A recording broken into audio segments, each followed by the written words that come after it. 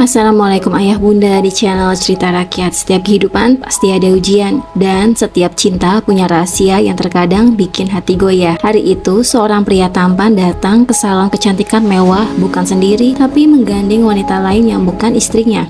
Ia tidak tahu di balik dinding beraroma parfum dan dentingan gunting salon itu ada mata yang sudah menunggu. Mata sang istri yang diam tapi tajam seperti pisau cinta yang siap menghiris pengkhianatan. Yuk kita mulai kisahnya penuh rahasia dan air mata ini.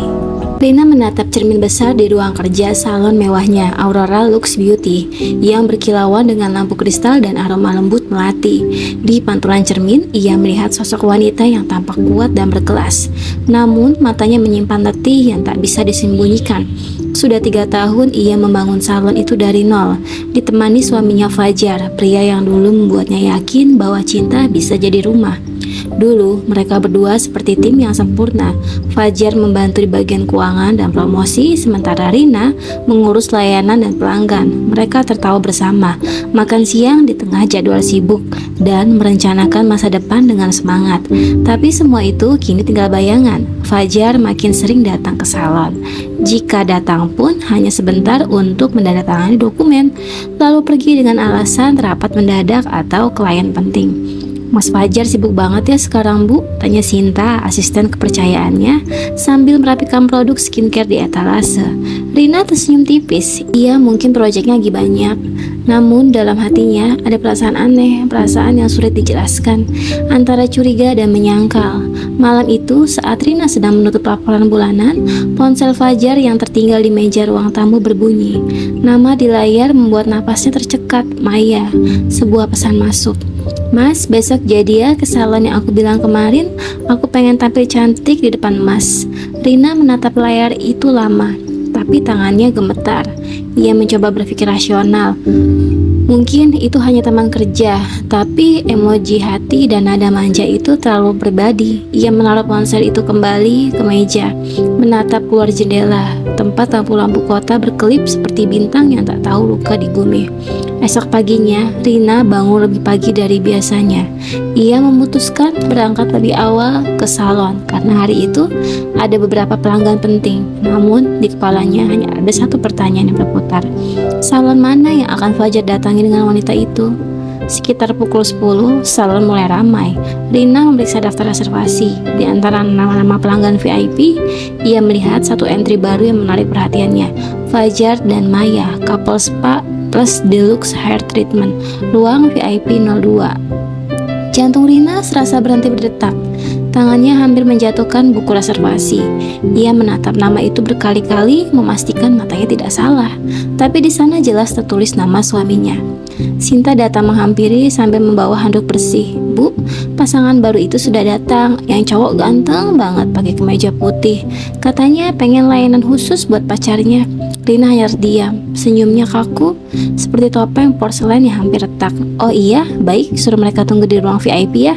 Aku sendiri yang akan tangani," katanya dengan nada tenang, meski di dalam dadanya badai mulai mengamuk. Dia berjalan menuju ruang VIP. Setiap langkah terasa berat, seperti menapak di bara. Saat tirai ruangan itu disingkap sedikit, Rina melihat sesuatu menghancurkan hatinya.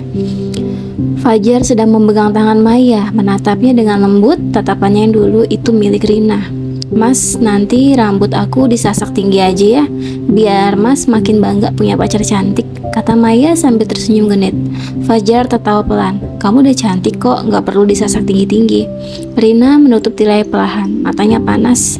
Tak ada air mata yang keluar. Ia sudah terlalu syok untuk menangis. Ia berjalan kembali ke ruang kantor, menenangkan diri. Di sana tergantung foto pernikahannya dengan Fajar. Senyum bahagia dua insan yang dulu berjanji untuk saling setia. Lalu berbisik pelan, "Jadi ini arti setiamu menurutmu, Fajar?" Setelah beberapa menit menarik napas dalam, ia memutuskan sesuatu. Ia tidak akan marah sekarang, tidak dengan emosi. Ia ingin tahu sejauh apa Fajar rela menghancurkan rumah tangga mereka demi wanita lain. Ia ingin melihat sampai di mana mereka berani bermain di tempat yang sebenarnya adalah miliknya. Rina menekan tombol intercom, memanggil stafnya. "Sinta, tolong siapkan treatment couple lengkap untuk VIP 02. panggil stylist terbaik kita. Dan jangan bilang siapa yang pesan. Aku mau lihat ekspresi mereka nanti. Sinta mengangguk tanpa curiga. Rina kemudian mengganti seragamnya menjadi jas putih lembut dengan name tag bertuliskan senior terapis. Ia menata rambutnya sederhana, mengenakan masker wajah, dan bersiap masuk ke ruang VIP. Di cermin, ia menatap dirinya sendiri, bukan sebagai istri yang disakiti, tapi sebagai wanita yang akan menghadapi kenyataan paling pahit dengan kepala tegak. Sebelum buka pintu, ia berbisik lirih. Baiklah Fajar, kalau mau ini permainanmu, biar aku ikut bermain. Tapi ingat, setiap permainan pasti ada akhirnya. Dan dengan senyum dingin yang samar, Rina melangkah masuk ruangan itu ke dalam pertemuan yang akan mengubah hidup mereka selamanya. Begitu pintu ruang VIP 02 terbuka, aroma lavender memenuhi ruangan. Rina melangkah perlahan, menyembunyikan wajah di balik masker putih dan rambut yang digulung rapi. Maya dan Fajar duduk berdampingan di kursi perawatan. Tampak seperti pasangan romantis yang menikmati momen santai. Selamat datang di Aurora Lux Beauty. Saya akan menandatangani treatment couple hari ini, ucap Rima dengan suara lembut tapi tegas. Ia berusaha menahan getaran di suaranya agar tidak terbaca. Fajar hanya melirik sekilas, lalu mengangguk tanpa mengenali istrinya. Ia sedang asik menatap Maya yang sibuk memilih warna cat kuku. Mas, warna rose gold cocok nggak ya buat aku? Tanya Maya manja. Cocok banget, kamu emang suka cocok semuanya sayang, jawab Fajar sambil tersenyum kecil. Rina menelan ludah, kata sayang itu menusuk seperti jarum halus tapi tajam. Ia menarik napas dalam, berusaha menjaga profesionalitas di depan mereka. Ia mulai menyiapkan minyak aromaterapi dan handuk hangat, lalu berdiri di belakang Fajar. Tangannya mulai memijat lembut pundak suaminya itu. Wah, enak banget pijitannya, ujar Fajar sambil menutup mata. Kayak udah biasa mijit. Rina tersenyum di balik masker. Sudah terbiasa memijat orang, lupa caranya bersyukur mungkin. Fajar membuka mata sejenak, heran tapi menganggapnya hanya lelucon. Hahaha, iya mungkin saya kebanyakan kerja. Maya menatap Fajar dengan penuh sayang. Mas, jangan terlalu stres, nanti cepet tua loh. Fajar menepuk tangan Maya. Kalau ada kamu, aku awet muda. Rina berhenti sejenak, menatap bayangan mereka berdua di cermin besar depan. Ia melihat bagaimana Fajar menatap Maya, tatapan yang dulu selalu ia tunggu setiap pagi, tapi kini hilang entah kemana. Dalam hati, Rina berbicara pada dirinya sendiri. Jadi begini caranya kamu mencintai orang lain di tempat yang dulu kita bangun bersama. Sambil tetap memijat, ia memperhatikan detail kecil. Maya mengenakan gelang emas, gelang yang Rina tahu persis berasal dari butik langganan mereka berdua.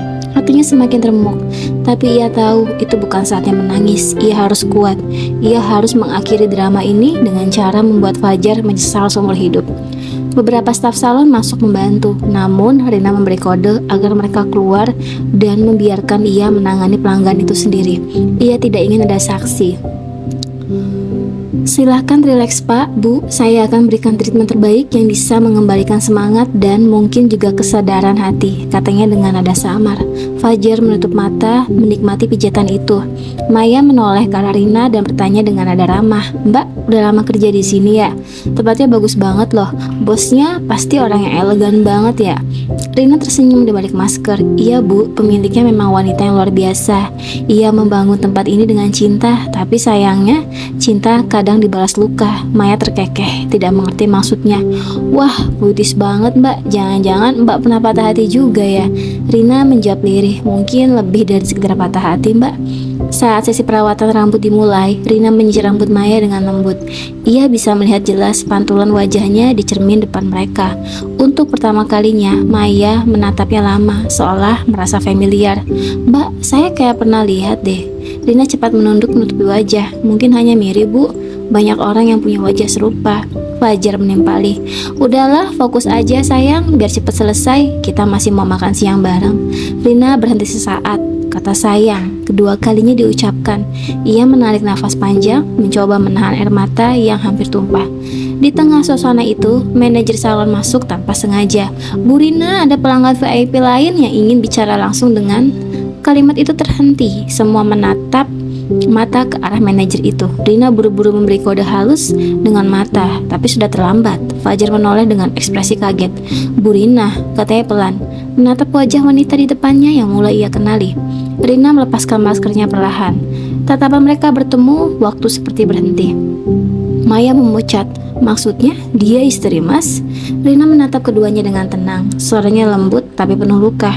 Iya, dan tempat ini, semua ruangan, kursi, bahkan cermin di depan kalian, semuanya aku yang bangun dengan cinta. Dan sekarang kalian bawa pengkhianatan ke dalamnya.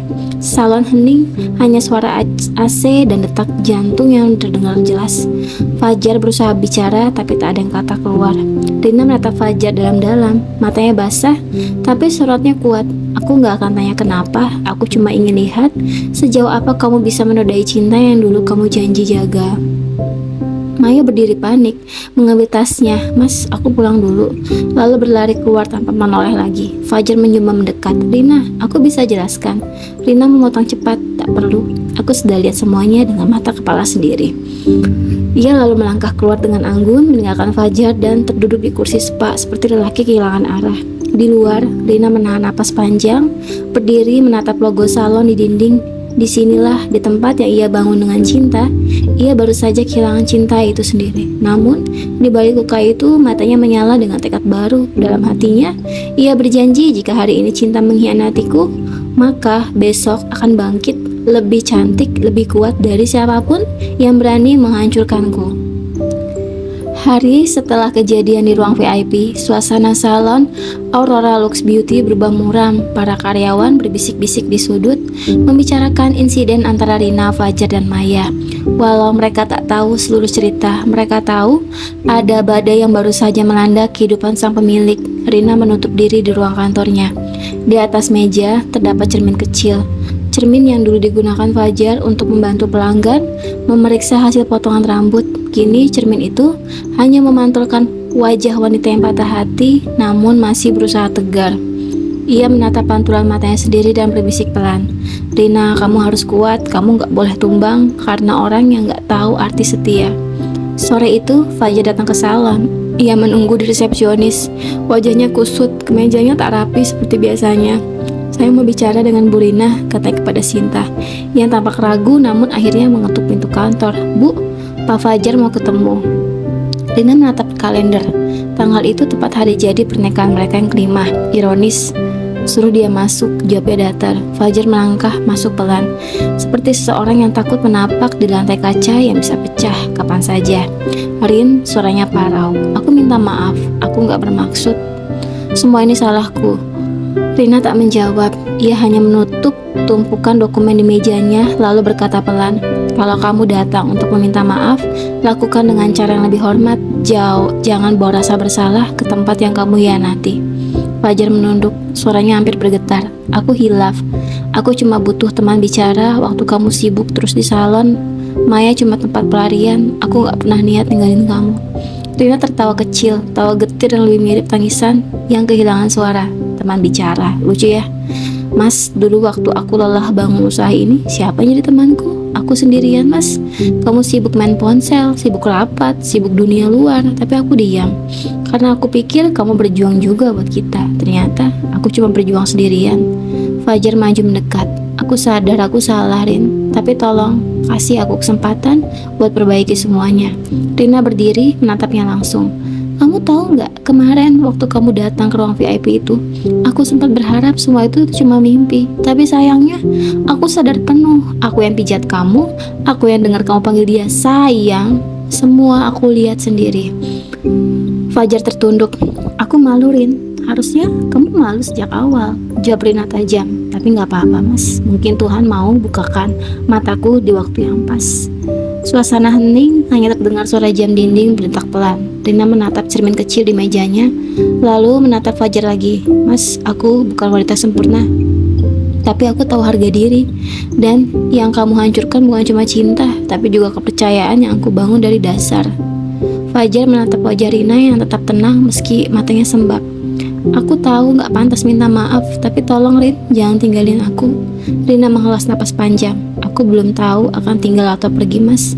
Tapi yang pasti aku butuh waktu. Salon ini tetap aku jalankan seperti biasa. Aku gak mau karyawan tahu masalah pribadi kita. Dan tolong jangan datang ke sini lagi untuk sementara waktu. Fajar hendak bicara lagi. Tapi Rina sudah membuka pintu, memberi isyarat halus agar ia pergi. Dengan langkah gontai, Fajar keluar, meninggalkan aroma penyesalan di udara. Setelah pintu tertutup, Rina duduk lemas, air matanya akhirnya tumpah juga, tanpa bisa ditahan. Ia menangis bukan hanya karena dia dihianati, tapi karena cinta yang pernah begitu indah kini hancur di tangannya sendiri. Namun di tengah tangis itu, ia tiba-tiba teringat sesuatu. Maya, wanita itu bukan hanya perusak rumah tangga, tapi juga pernah bekerja di salon pesaing. Informasi yang dulu pernah ia dengar dari seorang pelanggan. Dengan semangat baru, Rina membuka laptop dan mencari nama Maya di media sosial. Ia menemukan foto Maya di sebuah acara salon besar, berdiri bersama seorang pengusaha yang juga kompetitor Rina. Ia menyipitkan mata. Jadi bukan cuma urusan cinta ya, tapi bisnis juga, gumamnya. Ia mulai menyusun rencana. Ia tidak ingin membalas dengan amarah, tapi dengan elegansi dan kecerdasan. Ia akan tunjukkan bahwa wanita yang disakiti bisa bangkit dengan cara paling berkelas. Malam itu, ia menulis sebuah konsep baru. Aurora Reborn, kecantikan bukan hanya dari luar, tapi dari kekuatan hati yang pernah terluka. Ia bertekad membuat rebranding besar-besaran. Semua desain, logo, dan konsep promosi akan diubah. Ia ingin membuat salon itu menjadi simbol kebangkitan perempuan. Sambil menatap cermin di mejanya, Rina berkata, "Mulai besok aku gak akan nangis lagi. Aku bukan korban. Aku adalah wanita yang disakiti, tapi gak terkalahkan. Di luar hujan turun pelan." Seperti ikut menenangkan jiwanya, tapi di balik setiap tetes hujan, ada bara kecil yang mulai menyala di hati Rina. 3 bulan berlalu sejak hari itu. Aurora Lux Beauty kini tampak berbeda, lebih tenang, lebih sederhana, tapi juga terasa seperti tempat yang lahir kembali. Dindingnya kini dihiasi warna krem lembut dan di bagian depan terpampang slogan baru. Kecantikan sejati lahir dari hati yang pernah hancur namun memilih sembuh.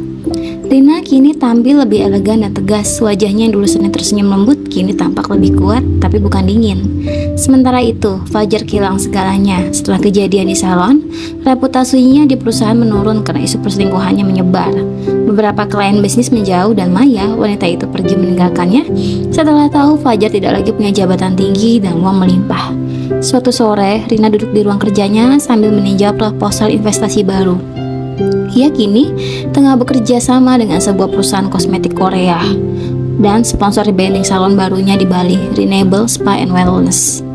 Rina diam sejenak, dalam hatinya luka lama bergetar kecil, tapi ia sudah terlalu kuat untuk tenggelam lagi.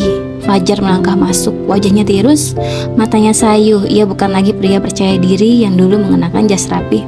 "Assalamualaikum," ucapnya lirih. "Waalaikumsalam," jawab Rina datar tapi sopan. "Ada yang bisa saya bantu?" Fajar menunduk menatap lantai. "Aku cuma mau minta maaf lagi, Rin. Aku gak datang lagi buat cari alasan. Aku cuma pengen bilang aku benar-benar kehilangan segalanya, tapi yang paling aku sesali, aku kehilangan kamu." Rina menatapnya lama. Hatinya sudah tak setegar dulu. Ada rasa iba, tapi tanpa cinta yang sama. "Fajar, dulu aku pikir kamu adalah rumahku, tapi ternyata kamu cuma persinggahan yang mengajarkanku arti keteguhan." Rina tersenyum kecil, kali ini bukan senyum getir, tapi senyum penuh ikhlasan. "Terima kasih, tapi aku sudah menemukan caraku sendiri untuk bertahan." Lalu ia mengambil sebuah map dari laci dan menyerahkannya. "Ini surat perjanjian jual beli saham salon. Aku sudah tanda tangani. Salon ini sepenuhnya jadi milikmu. Aku akan pindah ke Bali minggu depan untuk membuka cabang baru." Fajar terkejut. "Kamu mau menyerahkan semuanya padaku?" Rina mengangguk. "Ya, karena aku sudah tidak butuh lagi membuktikan apapun. Aku sudah menang, Fajar." Fajar tidak bisa menahan tangisnya. "Kamu memang wanita yang luar biasa, Rin, dan aku bodoh. Gak pernah sadar dari awal." Setelah Fajar pergi, Rina berdiri di jendela, menatap matahari sore yang mulai tenggelam. Di luar, dia terlihat papan proyek baru bertuliskan "Coming Soon, Renewable Spa and Wellness Bali." Ia tersenyum merasakan lega yang belum pernah ia rasakan sebelumnya. Beberapa minggu kemudian, Rina sudah berada di Bali, di tepi pantai Sanur. Ia mengawasi pekerja menata interior spa barunya. Semuanya berjalan lancar, bahkan lebih cepat dari rencana. Sponsor perusahaan kosmetik Korea itu mengagumi konsepnya, kecantikan dari luka, yang ia usung. Dan salah satu direktur muda mereka, Jin Woo Park, datang langsung ke Indonesia untuk menandatangani kontrak kerjasama. Jin Woo adalah pria berwajah ramah dengan tatapan yang tenang. Ia banyak berbicara dengan Rina tentang visi, nilai, dan filosofi kecantikan sejati. Dalam banyak pertemuan, Rina mulai merasakan sesuatu yang lama ia lupakan, ketenangan. Suatu sore, saat mereka berjalan di tepi pantai, setelah rapat, Jinwoo berkata dengan bahasa Indonesia yang terbata, "Rina, kamu tahu, orang yang bisa tersenyum setelah patah hati itu adalah orang yang paling cantik di dunia." Rina tersenyum, menatap laut berkilauan kemasan. "Aku nggak tahu aku cantik atau enggak, tapi aku tahu aku sudah sembuh." Beberapa bulan kemudian, Renable resmi dibuka. Media lokal menyorotnya sebagai simbol kebangkitan perempuan Indonesia. Sementara di tempat lain, di kota tempat semuanya bermula, Fajar berdiri di depan salon yang kini kosong. Aurora Lux Beauty sudah tak seramai dulu. Ia menatap logo lama yang pudar dan berbisik pelan. Dia benar, cinta yang tulus gak pernah butuh balas dendam. Di Bali, Rina menutup hari itu dengan senyum tenang. Ia menatap laut, membiarkan angin pantai menyapa wajahnya. Dalam hatinya ia tahu, luka bisa sembuh dan cinta bisa baru tumbuh lagi, bahkan dari hati yang tidak pernah remuk sekalipun. Tamat.